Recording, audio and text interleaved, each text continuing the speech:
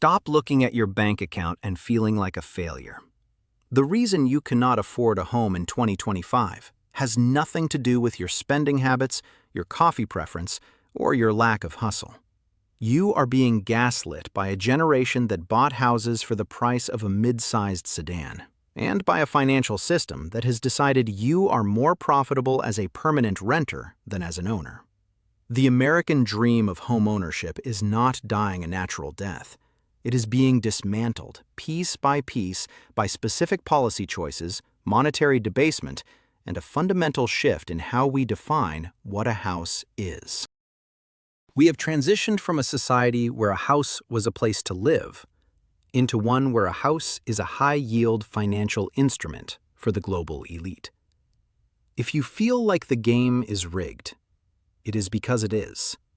And today, we are going to look at the cold, hard math of why the floor was pulled out from under you. Let us start with the biggest lie of all, the avocado toast narrative. The idea that if you just saved $5 a day, you would somehow bridge the gap to a $500,000 starter home. It is a mathematical insult. In 1980, the median house price in the United States was roughly $47,000. The median household income was around $17,700. The house-to-income ratio was about 2.7. This meant that a single earner, with a bit of discipline, could pay off a home in less than a decade. Fast forward to today. In 2024 and 2025, the median home price has hovered between $400,000 and $450,000. But the median household income has not kept pace. Even at $80,000, the ratio has ballooned to over 5.5. In some coastal markets, it is 10 or 12. You are not lazy. You are living through a historical anomaly where the cost of shelter has decoupled from the value of human labor. And the culprit is not your breakfast. The culprit is the Federal Reserve. For the better part of the last 2 decades, we lived in an era of free money. Interest rates were kept at near zero levels for far too long. When money is cheap to borrow, those with the most access to credit win. If you are a first-time buyer looking for a mortgage, you are competing with people who have millions in existing equity. But more importantly, you are competing with the central bank's balance sheet. Between 2020 and 2022, the Federal Reserve pumped trillions of dollars into the financial system. They bought mortgage-backed securities by the billions every single month. They artificially suppressed interest rates, which caused a massive spike in demand while supply remained stagnant. They blew a housing bubble so large, it makes 2008 look like a minor correction in some markets. But here is the twist. When they finally raised rates to fight the inflation they helped create, the market did not crash. It froze. People who have a 3% mortgage are never going to sell. They are trapped in their homes by their own good fortune. This has created a lock-in effect that has destroyed inventory. We have the highest rates in a generation and the lowest inventory in history. It is a pincer movement designed to keep you on the sidelines. Now, let us talk about the vultures.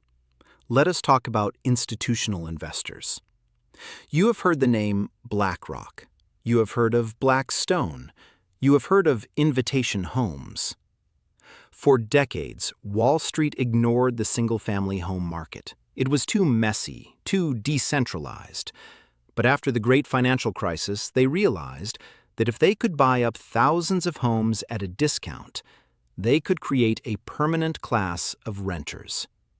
In 2023, in some American cities, institutional investors were responsible for nearly 25% of all single-family home purchases. They are not looking for a place to raise a family. They are looking for a predictable yield for their shareholders. They pay in cash. They skip inspections. They outbid you by $50,000 because they do not care about the price. They care about the rent you will pay them for the next 30 years. When a corporation buys a house, that house is effectively removed from the ownership pool forever. It becomes a line item on a spreadsheet in Manhattan. This is the financialization of human survival. We are regressing into a form of neo-feudalism, where the lords own the land and the serfs pay a monthly subscription fee just to exist under a roof. And the irony is unbearable. You will hear older generations say, "Just move to a cheaper area," or, "In my day, interest rates were 18%. Yes, interest rates were 18% in 1981, but the house only cost twice your salary. Today, an 8% interest rate on a house that costs 6 times your salary is a death sentence for your disposable income. The math does not work, yet the advice remains the same. It is a failure of empathy and a failure of basic arithmetic. But we cannot blame it all on Wall Street and the Fed. We have to look at the local level. We have to look at the "not in my backyard" or NIMBY movement. For 40 years, we have made it nearly illegal to build affordable housing in the places where people actually want to work. Zoning laws, environmental reviews that take 5 years to complete, and mandatory parking requirements have made it impossible to build density. The people who already own homes have a massive financial incentive to make sure no new homes are built near them. If supply stays low, their investment goes up. We have turned our neighborhoods into gated communities of equity, protected by local regulations that stop the next generation from getting a foothold. We are currently short between 4 million and 7 million housing units in the United States alone. You cannot hustle your way out of a 7 million unit deficit. That is a structural failure of government and urban planning. So, is the American dream dead? If the dream is defined as owning a 3-bedroom house on a single income by age 25, then yes. That version of reality has been liquidated to pay for the asset inflation of the wealthy. But here is the reality we have to face. We are entering the Great Reset of expectations. If you are waiting for a massive 40% crash so you can finally buy, you might be waiting for a ghost. The institutional buyers are sitting on billions in dry powder. The moment prices dip, they will step in and sweep up the floor. They have more staying power than you do. They don't need a mortgage. They are the ones who lend the money. So, what is the path forward? If the system is rigged, how do you play? First, we have to stop treating housing as a guaranteed investment. This is a painful realization. For 60 years, the house was the primary way the middle class built wealth. That era is closing, because the entry price is now too high to generate those same returns. We have to look at alternative vehicles for wealth, equities, private markets, or even digital assets, while viewing housing as what it was originally meant to be, an expense for shelter. Second, we need to look at mobility in a new way. The era of the company town is returning, but this time, the town is the internet. If you are tied to a high cost of living city but you cannot afford to buy there, you are effectively paying a location tax that is destroying your future. Remote work was the first crack in this wall, and even though corporations are trying to force people back to the office, the cat is out of the bag. Geocoding your life to a cheaper jurisdiction is one of the few ways to arbitrage the system. Third, we have to demand a total overhaul of zoning and land use. We need to strip the power of local NIMBYs to block construction. This isn't a partisan issue, it's a generational one. Whether you are on the left or the right, the lack of housing supply is the single biggest drag on the economy. It prevents people from starting families. It prevents people from moving to better jobs, and it creates a permanent state of anxiety. The reality is grim, I know. It is dark to realize that you are living through a period of history where the goalposts have been moved 3 miles down the field while your shoes are tied together. But understanding the why is the first step to survival. You are not failing because you aren't working hard enough. You are navigating a landscape dominated by central bank intervention and institutional greed. Do not let the avocado toast crowd win the psychological war. Your struggle is legitimate. The math is against you. But once you realize the old map is broken, you can stop trying to follow it and start looking for a new way through the woods. The American dream isn't dead, but it has been kidnapped. And the ransom is a level of systemic change that we haven't seen in a century. Until then, stay lean, stay mobile, and stop blaming yourself for a crisis that was manufactured in a boardroom before you were even born. Let's look at the numbers one more time, just to drive home how absurd this has become. In 1975, a median-priced home was roughly $39,000. If you put 20% down, $7,800, you were financing $31,000. At the time, the average hourly wage was about $4.50. It took about 1,700 hours of labor to pay for the principal of that house. Today, with a median price of $420,000, a 20% down payment is $84,000. That down payment alone is more than the total price of the house in 1975, adjusted for inflation. The average hourly wage is around $34. It now takes over 9,000 hours of labor to pay for that same principal. 9,000 hours versus 1,700. That is the labor gap. That is the theft of time. When the currency is debased and the assets are inflated, they aren't just taking your money, they are taking your life. They are forcing you to work 5 times as long for the same basic human necessity. This is why you feel tired. This is why you feel like you are running on a treadmill that keeps getting faster. The system wants you to stay on that treadmill. It wants you to keep believing that if you just worked a little harder, or took one more certification, or skipped one more vacation, you would finally arrive. But you cannot out-earn a printing press. You cannot out-hustle a central bank that can create billions of dollars with a keystroke and hand it to a hedge fund to buy up your street. We are living through the everything bubble, and housing is the most painful part of it, because you cannot opt out of having a roof over your head. You can opt out of buying a new car. You can opt out of expensive clothes. You cannot opt out of shelter. This is what economists call inelastic demand. And when you combine inelastic demand with a restricted supply and a flooded money supply, you get the current nightmare. The boomers who tell you to work harder are not necessarily evil.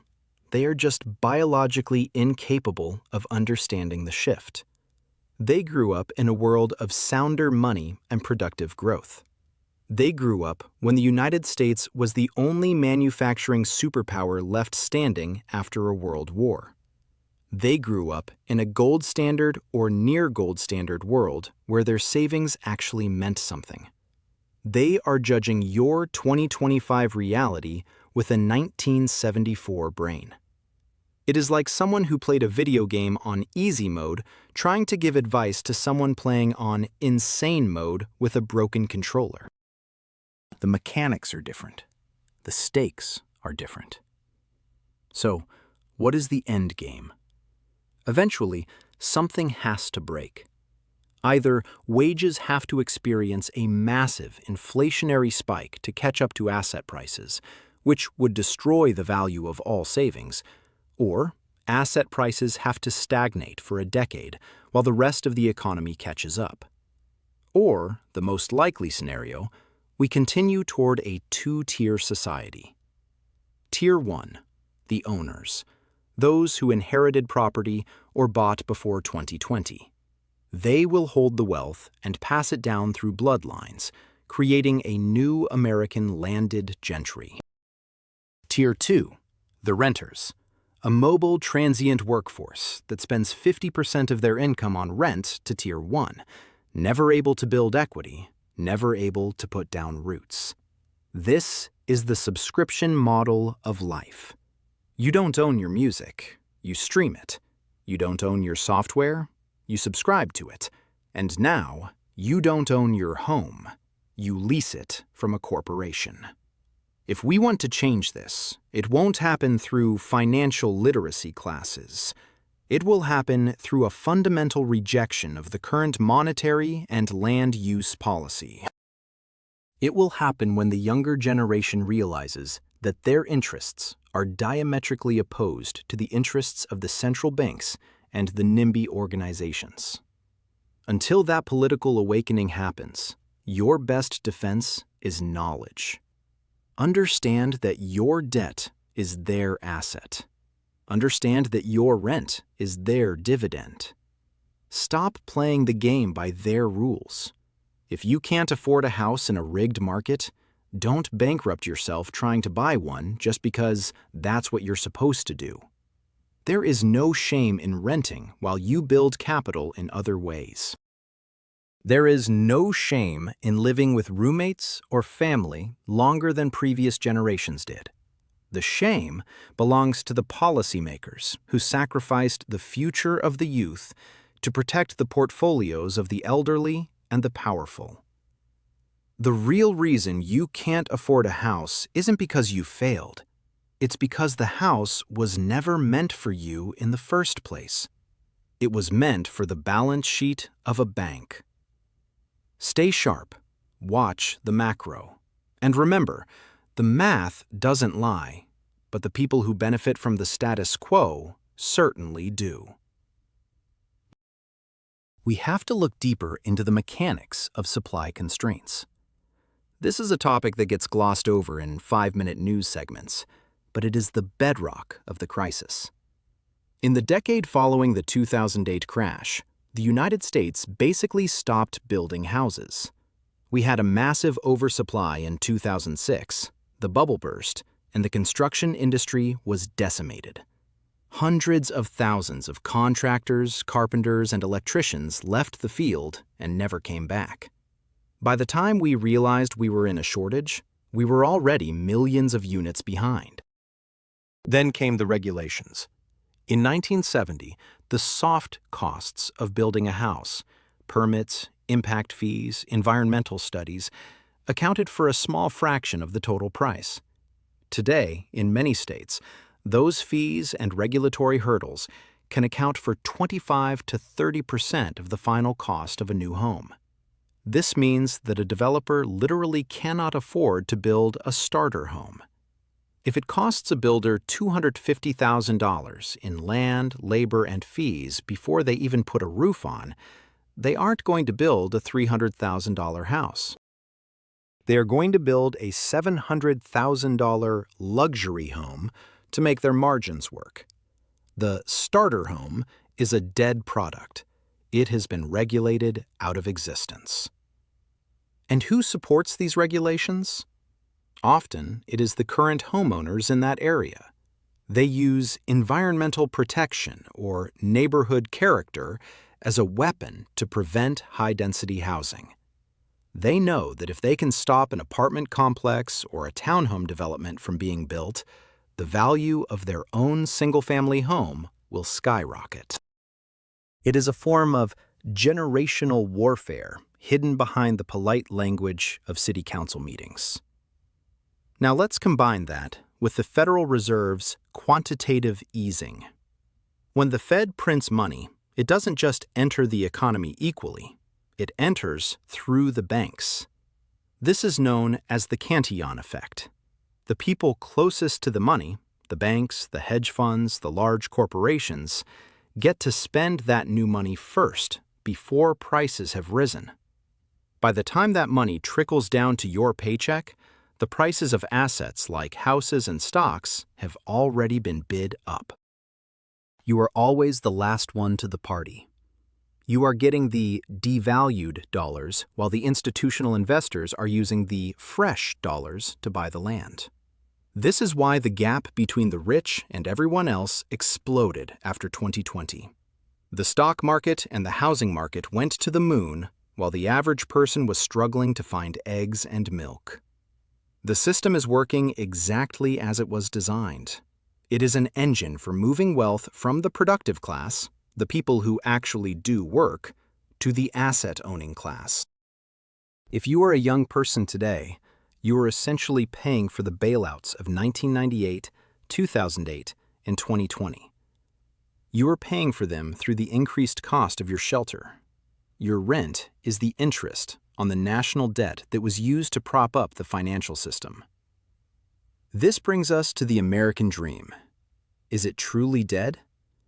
The dream was always about autonomy. It was about the idea that if you contributed to society, society would provide you with a stable base from which to build a life. That bargain has been broken. But autonomy can be found in other ways. We are seeing the rise of house hacking, where groups of friends buy a property together. We are seeing a move toward multi-generational living, which was the norm for most of human history before 1945. We are seeing people move to secondary cities, places like Columbus, Ohio, or Huntsville, Alabama, where the math still somewhat makes sense. The coastal dream is over for anyone who doesn't have a six-figure inheritance. But the alternative dream is just beginning. It involves being smarter than the generation before you. It involves understanding that a 30-year mortgage is a death pledge, which is literally what the word mortgage means in Latin, mort meaning death, and gage meaning pledge. It is a pledge to the death. If you are going to take that pledge, you better make sure the asset is worth it. Right now, in many markets, it isn't. There is a point where the cost of ownership becomes so much higher than the cost of renting that buying becomes a purely emotional decision, not a financial one. We are at that point in many major cities. In some places, the monthly cost of a mortgage, taxes, and insurance is double the price of renting the exact same house. In that scenario, the macro-realist move is to rent, take the difference, and invest it in something the Federal Reserve cannot easily debase. Don't let the societal pressure to own drive you into a financial prison. The world is changing. The old rules are being shredded in real time. The people who will survive and thrive in 2025 and beyond are the ones who can see the system for what it is. It is not a meritocracy. It is an asset management game. You were told that if you got good grades and a good job, you would get the house. They forgot to mention that they were going to change the currency, invite Wall Street to the auction, and stop building new houses. It wasn't a fair fight. But now that you know the real reason you can't afford a house, you can stop fighting the ghost of your own perceived inadequacy. You can stop looking for the one weird trick to save for a down payment. The problem is structural. The problem is systemic. Until the money is fixed, the housing will remain broken. So, stay liquid, stay skeptical, and most importantly, stay informed. Because the only thing more expensive than a house in this market is the cost of ignorance. We are entering a period of history where the middle class is being bifurcated. You will either be an owner of something, assets, businesses, intellectual property, or you will be a user of someone else's assets. The goal isn't necessarily to own a house with a white picket fence anymore. The goal is to own your time and your freedom. In a world of infinite money printing and finite land, the only thing they can't print more of is your time. Don't waste it feeling guilty for a crisis you didn't create. The American dream isn't a house. It's the ability to look the system in the eye and say, I know what you're doing, and I'm not going to let you break me. That is the macro reality, and that is where your power begins. Let's look at one final comparison. In 1980, a young couple could save for a down payment in about 2 years. Today, for that same couple, it takes an average of 9 years. That is 7 years of your life stolen by policy. 7 years of delayed marriage. 7 years of delayed children. 7 years of waiting for life to start. This is the true cost of the housing crisis. It is a demographic time bomb. When people can't afford a home, they don't have kids. When they don't have kids, the population ages, the tax base shrinks, and the government prints even more money to cover the gap. It is a feedback loop of decline. The people in power know this, but they are trapped by their own incentives. They need the housing market to stay high to prevent the banks from collapsing. They need the wealth effect to keep the economy moving. They have chosen to save the balance sheet at the expense of the birth rate. It is a cold, calculated trade-off. But you don't have to be a victim of it. By understanding these forces, the Fed, the institutional buyers, the zoning laws, and the debasement of labor, you can make choices that aren't based on 20-year-old cliches. You can decide that maybe the dream looks different now. Maybe it looks like a small house in a town you've never heard of. Maybe it looks like a life of travel and remote work. Maybe it looks like a community land trust. Whatever it looks like, make sure it's your dream, not a marketing slogan from 1955 that was designed for a world that no longer exists. The real reason you can't afford a house is that the world changed, but the story didn't. It's time to stop reading the old story. It's time to start writing a new one. Because the macro realist knows one thing for certain. The system won't save you. You have to save yourself. And you start by refusing to believe the lies they tell you about your own success. You are doing the best you can in a rigged game. And sometimes, the only way to win a rigged game is to play a different one. Stay vigilant, stay focused, and don't buy the avocado toast myth. The problem is the money. The problem is the policy. The problem is the system. And now, you know.